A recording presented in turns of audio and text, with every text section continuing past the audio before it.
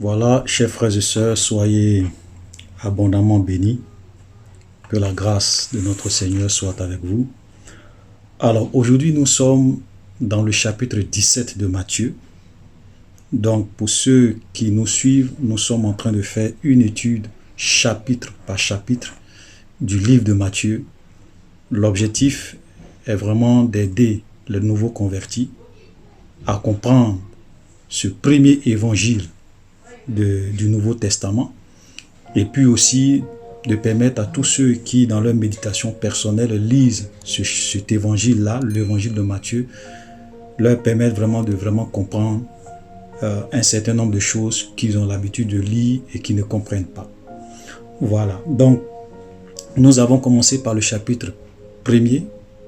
Donc la dernière fois nous avons jusqu'au chapitre 16, donc la dernière fois nous avons vu le chapitre 16, et donc aujourd'hui nous commençons avec le chapitre 17. Donc au verset 1, il a dit: 6 jours après, Jésus prit avec lui Pierre, Jacques et Jean, son frère, et il les conduisit à l'écart sur une haute montagne. Il fut transfiguré devant eux, son visage resplendit comme le soleil, et ses vêtements deviennent blancs comme la lumière. Et donc déjà dans le premier verset, nous voyons que Jésus, au milieu de ses disciples, il avait un cercle restreint de personnes, de 3 personnes, donc Pierre, Jacques et Jean, qui étaient vraiment très proches de Jésus. Et souvent Jésus les prenait et il partait avec eux dans des endroits. Donc c'est la preuve que on peut être plus proche d'un certain nombre de frères en Christ, d'un certain nombre de sœurs en Christ, parce que on a certainement des choses, la même vision, on a vraiment des affinités, on voit en eux peut-être des dispositions qui font qu'ils peuvent être vraiment plus utiles à l'œuvre de Dieu par rapport aux autres. Voilà, donc on n'a pas forcément les mêmes interactions, les mêmes relations avec tout le monde. Voilà une preuve. Donc Jésus n'avait pas la même, je veux dire, la même interaction avec tout le monde. Ok? Donc, dans la vie courante, on ne confie pas tout à tout le monde. On ne parle pas de tout à tout le monde. Voilà, on n'envoie pas n'importe qui dans n'importe quelle mission. Ça doit être clair. C'est pas de la discrimination, c'est pas du mépris, mais c'est comme ça la vie. Et là, le Seigneur Jésus-Christ, nous voyons, et même quand nous lisons l'évangile, nous voyons qu'à plusieurs reprises, ces 3 disciples-là étaient vraiment très proches de Jésus. Il y a des choses, des expériences qu'ils ont vécues avec Jésus que les autres n'ont pas vécues. Nous allons voir l'une de ces expériences tout à l'heure, qui est la transfiguration sur la montagne. Voilà. Et même quand on lit même l'histoire de Paul, on voit que Paul, par exemple, était vraiment Timothée était très proche de Paul. Voilà, Paul était très proche de Timothée parce que quand il voyait Timothée, il voyait en lui quelqu'un qui avait une certaine disposition, qui aimait Dieu et qui était vraiment quelqu'un qui pouvait être utile à l'œuvre de Dieu, qui aspirait à être comme Paul. Voilà, et donc on voit que Paul le considérait comme son fils et lui a même envoyé à des lettres. Voilà. Donc dans l'œuvre de Dieu, il y a des gens, ok, en qui on peut vraiment déceler, ok, des dispositions qui font qu'on peut être plus proche d'eux par rapport, toujours par rapport à l'avancement de l'œuvre de Dieu. Alléluia. Donc ils vont aller sur cette montagne et la Bible dit, Jésus va être transfiguré devant eux. Son visage resplendit comme le soleil et ses vêtements deviennent blancs comme la lumière. Et voici Moïse et Élie leur apparus s'entretenant avec lui. Et donc vous voyez, ça, ce qui se passe ici, c'est vraiment une expérience extraordinaire. Vous voyez que le Seigneur va être transfiguré. Son visage va être resplendit comme le soleil, ses vêtements deviennent blancs comme la lumière. Frère, voilà ce que nous allons un jour expérimenter quand Jésus va venir. C'est-à-dire que nous allons briller comme le soleil. Et j'ai déjà fait une vidéo où j'ai un peu dit, j'ai un peu parlé, avec pour titre, bientôt nous régnerons avec des corps de gloire. Et j'ai expliqué, quand Jésus va venir, ce corps de gloire que nous allons avoir à la résurrection, ok, quand le Seigneur va venir chercher son église, cette église sainte, cette église pure, sans tache, le corps de gloire que nous allons avoir, quelles sont les capacités, quelles sont les caractéristiques de ce corps? Frère, c'est extraordinaire. Ce corps pourra défier les lois de la nature. Ce corps pourra disparaître et réapparaître dans n'importe quel endroit. Ce corps pourra défier les lois de la gravité. Donc, ça dit que ce corps pourra même refléter la gloire, refléter comme le corps, comme cette transfiguration que nous voyons qui se passe avec Jésus. Voilà. Donc, frère, notre avenir est un avenir extraordinaire, glorieux, merveilleux, au-delà de l'imagination. Voilà le monde dans lequel un jour nous allons vivre et nous allons avoir des capacités extraordinaires parce que, regardez, quand nous lisons ici, par exemple, on dit, voici Moïse et Élie leur apparut s'entretenant avec eux. Pierre prenant la parole dit à Jésus, Seigneur, il est bon que nous soyons ici et que si tu le veux, je dresserai ici 3 tentes, une pour toi, une pour Moïse et une pour Élie. Vous voyez? Et donc, quand ils ont vu, parce qu'ils étaient en train de vivre une expérience extraordinaire, voilà, et quand ils ont vu ces 2 personnes, automatiquement Pierre a su que c'était Moïse et Élie. Mais qui lui a dit que c'était Moïse et Élie? Voilà, parce que quand nous allons un jour être dans la gloire avec le Seigneur Jésus-Christ, nous allons avoir des capacités extraordinaires. C'est-à-dire que la connaissance est instantanée. Comme les paroles de connaissance. C'est-à-dire qu'on va voir les saints qui ont vécu avant lui. Ce n'est pas des gens qui vont venir nous dire ça c'est Abraham, ça c'est Moïse. Dès qu'on va les voir automatiquement de façon instantanée, nous allons savoir que lui là c'est Moïse, lui là c'est Abraham, lui là c'est ceci, cela. Donc les dons aujourd'hui que nous manifestons, certains dons que nous manifestons aujourd'hui sont un peu comme un avant-goût, ok, de la gloire que nous allons expérimenter quand le Seigneur Jésus-Christ reviendra. Frères, c'est pour cela que nous ne devons pas nous laisser distraire par les plaisirs de ce monde, par le péché, par des plaisirs passagers de ce monde, par les plaisirs qui nous conduisent loin de Dieu. Nous devrons être fidèles, nous devrons marcher dans la crainte de Dieu, dans la sainteté, parce que ce qui nous attend est au-delà de l'imagination. Alléluia. Vous voyez? Et donc, comme il parlait, au verset 5, comme il parlait encore, une nuée lumineuse les conduit, et voici une voix fit entendre de la nuée ces paroles, celui-ci est mon fils bien-aimé en qui j'ai mis toute mon affection, écoutez-le. Lorsqu'il entendit cette voix, les disciples tombèrent sur leur face et furent saisis d'une grande frayeur, mais Jésus s'approchant, les toucha et dit, levez-vous, n'ayez pas peur. Il levait les yeux et ne vit que Jésus seul. Comme ils descendaient de la montagne, Jésus leur donna cet ordre, ne parlez à personne de cette vision jusqu'à ce que le Fils de l'homme soit ressuscité des morts. Vous comprenez ça? Voilà. Et moi, j'aime bien regarder le verset 9 que nous venons de lire. Jésus, après avoir vécu cette expérience, Jésus va leur dire de ne parler à personne de cette vision jusqu'à ce que le Fils de l'homme soit ressuscité des morts. Vous savez, souvent, il y a des gens qui pensent que parce qu'ils ont vécu une expérience avec le Seigneur, parce que Dieu leur a donné une vision, ils doivent forcément venir parler de cette vision-là aux gens. Ils doivent venir exposer cette vision. Non, frère. Il y a des choses, il y a des expériences, il y a des choses que nous pouvons vivre. Ça reste entre nous et Dieu. Ça reste entre nous et Dieu. C'est-à-dire que ce n'est pas tout ce qu'on vit avec Dieu. Ce n'est pas toutes les expériences qu'on vit avec Dieu qu'on doit venir exposer devant les gens. Voilà. Il y a des choses qui restent entre nous et Dieu. Je vous donne quelques exemples dans la parole de Dieu. Regardez par exemple l'exemple de Paul. Paul a été enlevé au ciel et il est allé même, il a jusqu'au 3e ciel, au paradis. Et lui-même il le dit dans 2 Corinthiens chapitre 12, à partir du verset 2. Il dit, je connais un homme en Christ qui fut il y a 14 ans ravi jusqu'au 3e ciel. Si ce fut dans son corps, je ne sais. Si ce fut dans son corps, je ne sais. Si ce fut hors de son corps, je ne sais. Dieu le sait. Et je disais, et je sais que cet homme, ok, si ce fut dans son corps, ou sans son corps, je ne sais, Dieu seul le sait, fut enlevé, dans ce temps fut enlevé dans le paradis et qu'il entendit des paroles ineffables qui n'est pas permis à un homme d'exprimer. Donc voilà, Paul qui est parti, qui a vu le paradis, qui a été ravi en esprit, qui a vu le paradis. Peut-être soit, comme il le dit, peut-être c'est dans son corps ou bien sans son corps, parce que c'est il n'arrivait pas, ça le dépassait. Ok? Mais il dit qu'il a entendu des choses qui n'est pas permis à un homme d'exprimer. Mais vous n'allez jamais voir, ok, une lettre de Paul où Paul explique ce qu'il a vu au paradis, ce que Dieu lui a montré, ce qui... Jamais! Jamais! Pourquoi?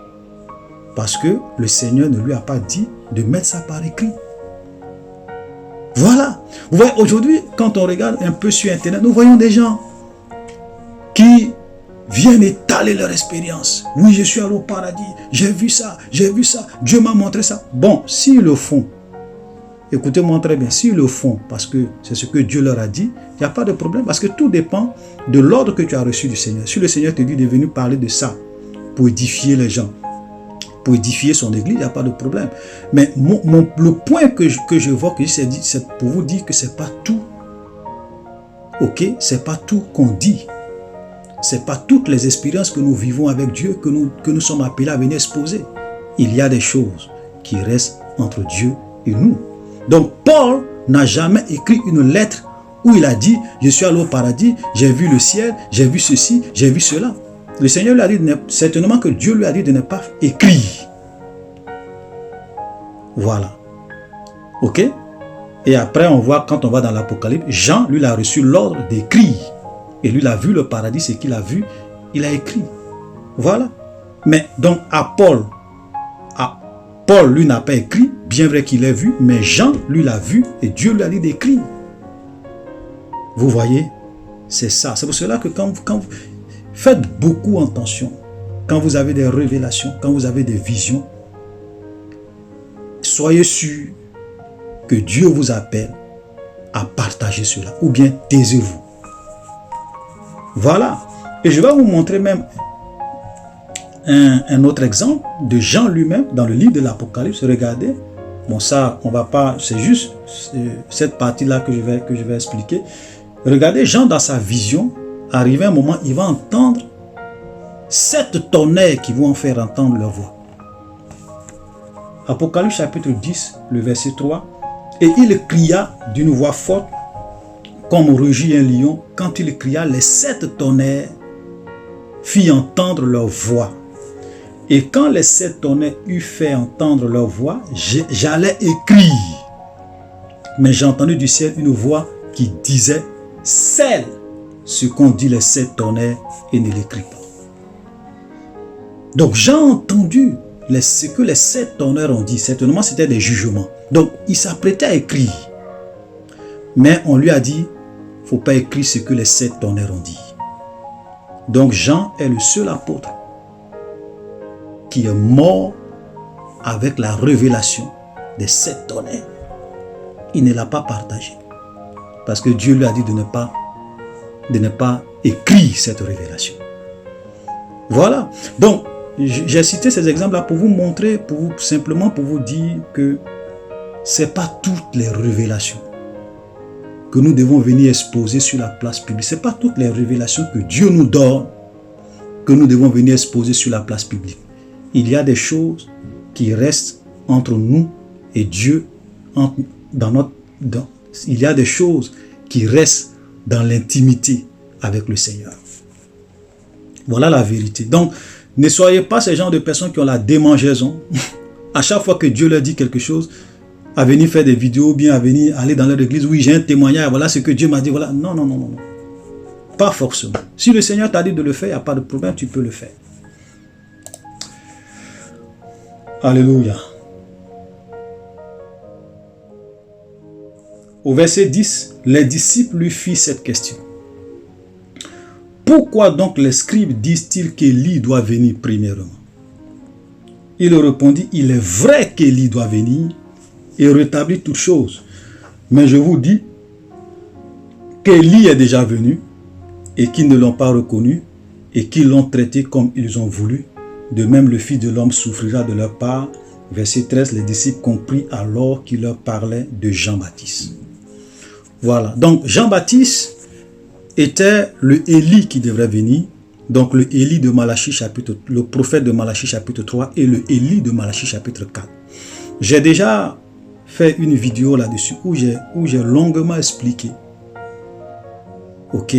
ce verset. Donc vous pouvez regarder la vidéo numéro 70 où j'ai parlé du prophète, le prophète Élie et les deux prophètes de l'Apocalypse. Voilà, les deux prophètes de l'Apocalypse, les deux chandeliers de l'Apocalypse. Donc j'ai fait vraiment une vidéo sur ça pour expliquer les choses. Parce qu'aujourd'hui, il y a beaucoup de de faux prophètes, des gens qui viennent, qui disent qu'eux ils sont Élie, ou bien certaines personnes qui disent non, William Branham c'est Élie. Il y a d'autres qui viennent qui disent, voilà, donc il y a un certain même, le docteur Oyo, un faux prophète, le docteur Oyo du Kenya qui dit que lui, que les gens appellent souvent Élie. Voilà, donc frère, Jésus est clair. Il ne faudrait pas qu'on se trompe. Jésus dit, je vais reprendre, il dit, mais je vous dis, le verset du même mois, je vous dis qu'Élie est déjà venu. Et qu'ils ne l'ont pas reconnu, et qu'ils l'ont traité comme ils ont voulu. De même, le Fils de l'homme souffrira de leur part. Les disciples comprirent alors qu'il leur parlait de Jean-Baptiste. Et dans certains passages, on dit que Jean-Baptiste est le Élie qui devrait venir. Mais quand quelqu'un dit, voilà, le Élie qui devrait venir, c'est que Élie est déjà venu. Il est le seul Élie qui devrait venir. Il n'y en a pas deux. Il y a un seul Élie qui doit venir. Le Élie est déjà venu, c'est Jean-Baptiste, point barre. Donc, tous ceux qui se disent qu'eux, ils sont Élie, de Malachie chapitre 4 ou de Malachie chapitre 3, ce sont des faux prophètes, ce sont des menteurs, ce sont des manipulateurs. Élie est déjà venu. Jésus est clair, il dit qu'Élie est déjà venu. Voilà.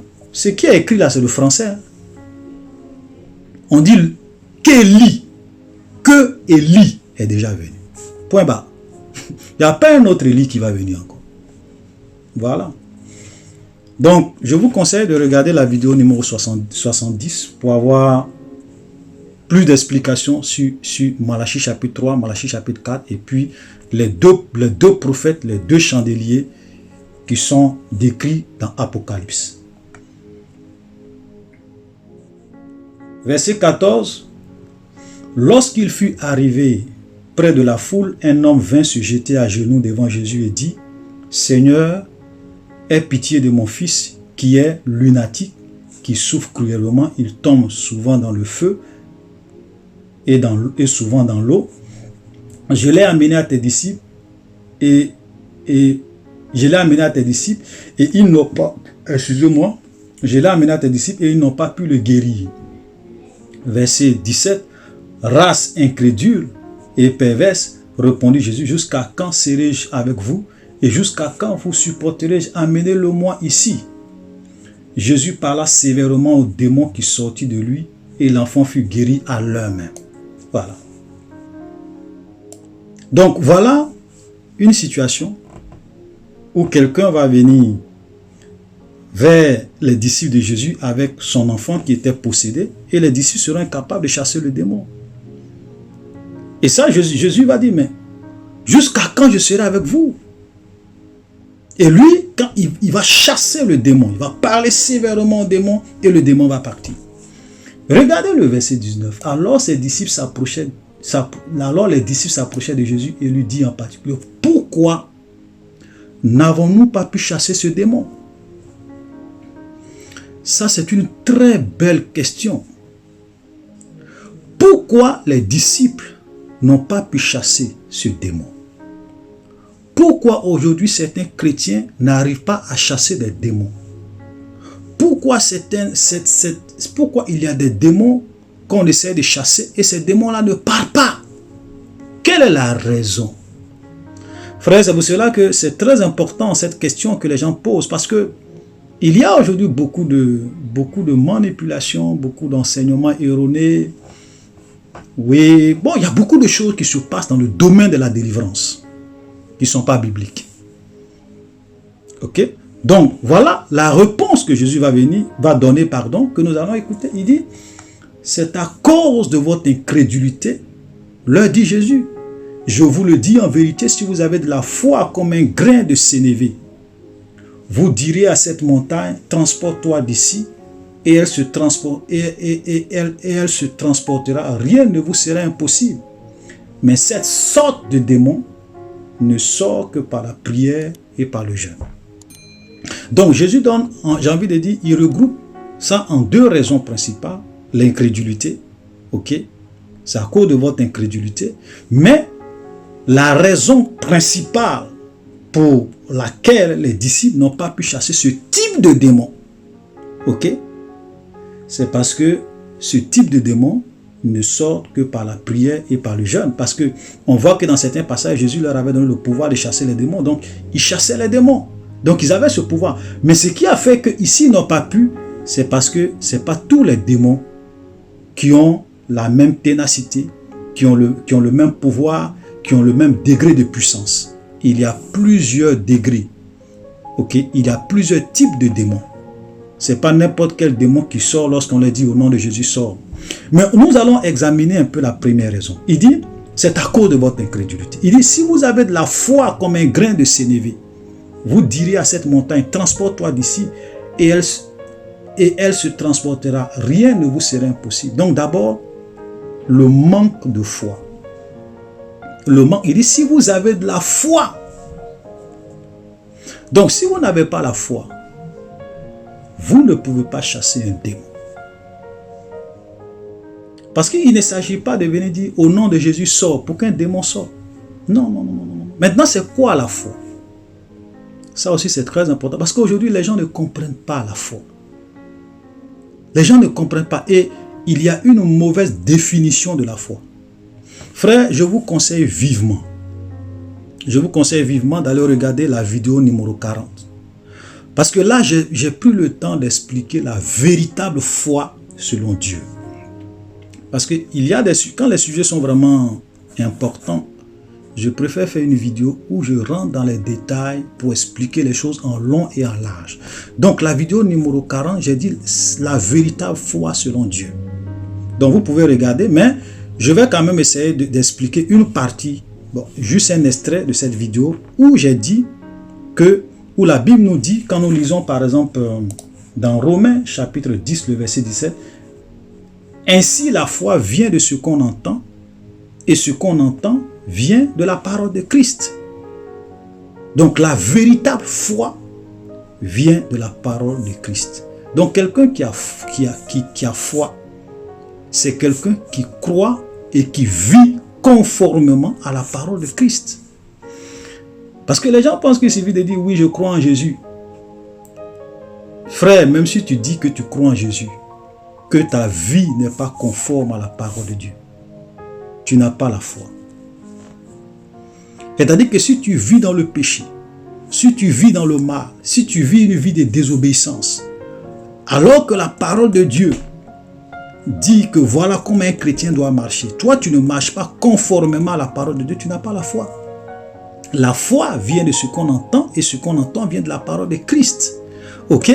Et Jacques même nous dit que la foi sans les œuvres, elle est morte. Parce que tu ne peux pas dire que j'ai la foi, et puis ta vie est contraire à cette foi que tu dis avoir. Tu n'as pas la foi. Ta foi est morte. Voilà. Donc, quelqu'un qui vit contrairement à la parole de Dieu, qui vit une vie de désobéissance, une vie de péché, en réalité n'a pas la foi. Il ne peut pas chasser un démon. Quelqu'un qui vit dans le péché ne peut pas chasser un démon. Voilà. Et je vais vous montrer un exemple.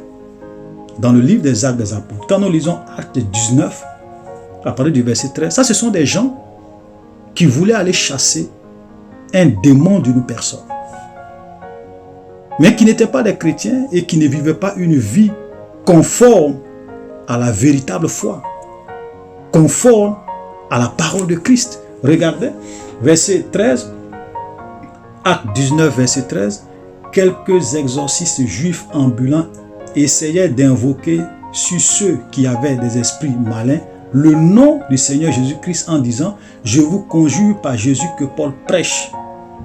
Vous voyez? Donc ils voulaient chasser un esprit de la vie d'une personne au nom de Jésus. Ils voulaient chasser des esprits malins au nom de Jésus. Regardez ce qui se passe, verset 4. Ceux qui faisaient cela étaient 7 fils de Séva, juifs, l'un des principaux sacrificateurs. L'esprit malin leur répondit, je connais Jésus et je sais qui est Paul, mais vous, qui êtes-vous? Et l'homme dans lequel était l'esprit malin s'élança sur eux, se rendit maître de tous deux, les maltraita, de sorte qu'ils s'enfuirent de cette maison nus et blessés. Ça veut dire que l'esprit malin, la personne dans la personne dans laquelle était l'esprit malin, va les frapper. Ça veut dire que l'esprit malin, en quelque sorte, va vraiment les blesser et vont sortir nus, blessés de cette maison. Ça veut dire que l'esprit va se rendre maître d'eux. Vous ne pouvez pas prétendre vivre dans le péché, loin de Jésus, et vouloir chasser un démon. C'est impossible. Voilà. Donc le démon va leur dire, moi je connais qui est Jésus. Je sais qui est Paul. Parce que dans le spirituel, les démons, les mystiques, les sorciers, les agents du diable, et même Satan lui-même sait qui sont les vrais serviteurs de Dieu, qui sont les vrais enfants de Dieu. Donc il dit, moi je sais qui est Paul, je sais qui est Jésus, eux ils peuvent me chasser. Mais toi qui? Ben, vous, qui êtes-vous? Vous ne pouvez pas me chasser. Parce que on est tous dans le même camp. Voilà. Vous vivez dans le péché, vous ne connaissez pas Jésus, vous pratiquez le mal et vous voulez venir chasser un démon. Le démon les a bottés, blessés et sont sortis nus. Donc c'est la preuve que si tu n'as pas la véritable foi, tu ne peux pas chasser un démon. Voilà. Tu ne peux pas chasser un démon. Tu vas perdre ton temps. C'est là que souvent il y a des gens qui vont voir des hommes de Dieu, démon sort, démon sort, démon sort. Mais le démon ne sort pas. Pourquoi? Parce que souvent ces pasteurs vivent dans le péché, ils vivent dans la compromission. Ce sont des faux prophètes. Si vous allez voir un faux prophète pour qu'il chasse un esprit de vous, ou bien pour qu'il fasse votre délivrance, il ne pourra pas. Parce que la Bible est claire. Tout royaume divisé contre lui-même ne peut pas subsister. Donc Satan ne peut pas chasser Satan. Un agent du diable ne peut pas chasser un autre serviteur du diable. C'est clair. C'est pour cela que, comme je le disais dans l'une des vidéos, je dis, quand vous voulez faire votre délivrance, cherchez les vrais hommes de Dieu pour qu'ils prient pour votre délivrance. Sinon, vous allez perdre votre temps. Les gens vont vous fatiguer. Ils vont s'amuser avec vous. Et puis, votre problème va toujours demeurer. Voilà.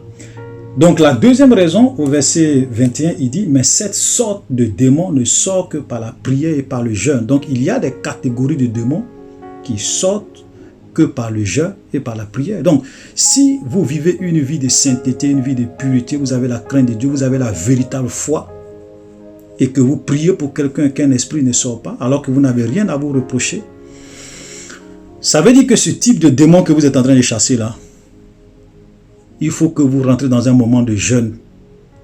Ok? Et ensuite, venez chasser le démon.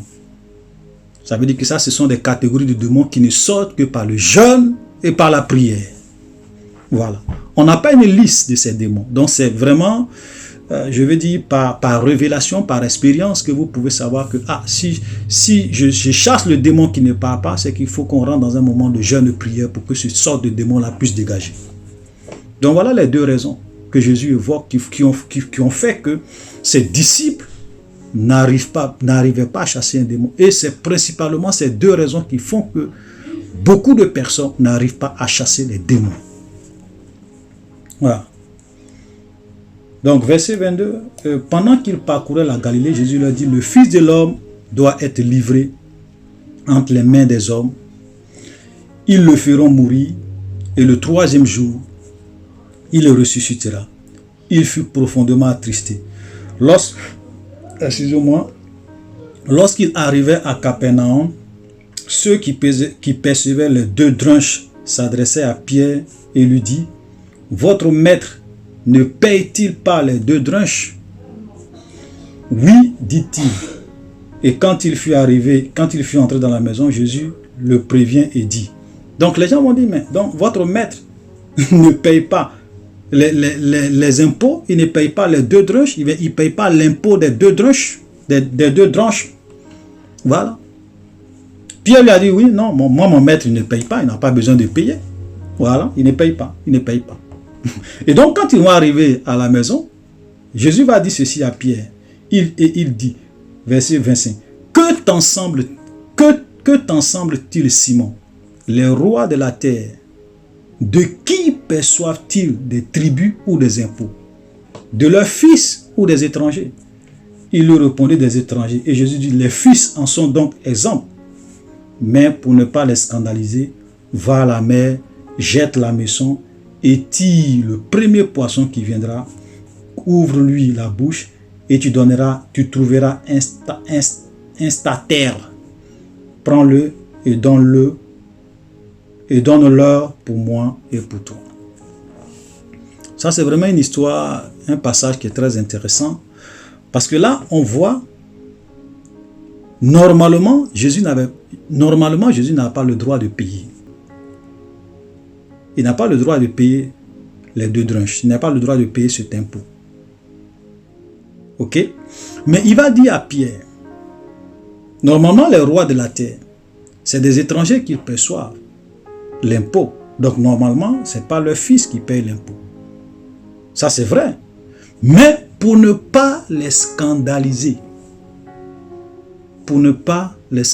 c'est pas grave. Tu vas pêcher un poisson. Le premier poisson qui vient, tu ouvres, tu vas trouver de l'argent. Tu prends, tu t'en vas payer pour moi. Tu vas payer l'impôt pour moi et pour toi. Ce que nous pouvons retenir de ça, c'est que, frère, c'est pas tout ce... J'ai envie de dire, je ne sais pas comment dire cela, je veux dire, souvent on peut faire des choses pour ne pas scandaliser les gens. On peut accepter des choses pour ne pas scandaliser les gens. Ça dit que normalement, tu as le droit de ne pas le faire, ou bien tu as le droit de le faire. Mais pour ne pas scandaliser les gens, tu décides de laisser tomber, tu décides de faire comme eux veulent. Voilà. Vous voyez, souvent, surtout nous les enfants de Dieu, on pense que on doit toujours être dans notre droit. Oui, c'est mon droit, je n'ai pas le droit de payer, c'est mon droit. Je n'ai pas le droit, c'est normal, je ne dois pas le faire. Oui, tu as raison, frère, oui, tu as raison. Mais, souvent, on fait des choses même quand on a raison. On accepte de subir des choses même quand on a raison. Voilà l'exemple que Jésus fait ici. Normalement, Jésus n'avait pas le droit de payer les 2 drachmes. Les 2 drachmes, voilà. Mais il le paye. Pourquoi? Pour ne pas scandaliser les gens, pour ne pas choquer les gens. Donc, vous pouvez être dans des environnements, vous pouvez être dans des endroits, vous pouvez être dans des lieux, vous pouvez être dans des situations où vous-même, vous savez que ça, c'est votre droit. Mais, vous êtes un enfant de Dieu, vous ne voulez pas créer des problèmes, vous ne voulez pas créer des conflits inutiles, des discussions inutiles, des débats inutiles. Donc vous décidez de faire fi de votre droit et de faire un certain nombre de choses au nom de la paix. La Bible dit que tant que cela dépend de vous, soyez en paix avec tout le monde. Ça veut dire que tant que cela dépend de vous, parce que souvent, vous savez, la paix, il faut être 2 pour faire la paix.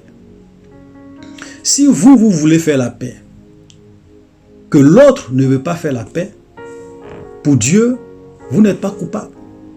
C'est-à-dire que pour Dieu, voilà, vous êtes innocent. Mais si c'est vous qui ne voulez pas faire la paix, là, pour Dieu, ce n'est pas acceptable.